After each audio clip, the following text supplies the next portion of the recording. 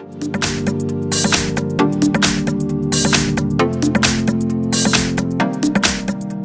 got Elephone P8000 and let me show you how to change the font size on the following device. So at the very beginning, open list of all applications, then find and select the settings. Pick Display, which is under Device, and then scroll down a bit to pick font size. And now you can pick one from the 4 available versions, so you can pick small font.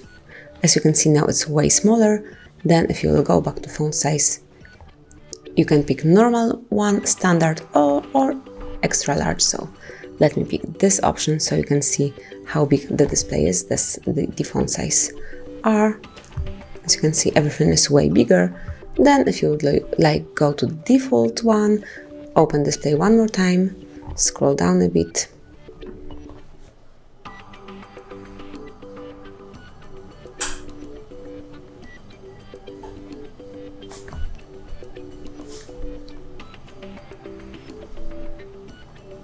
and pick font size and go to normal.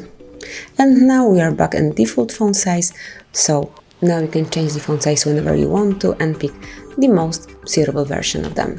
So that's it. Thank you for watching. Please subscribe our channel and leave the thumbs up.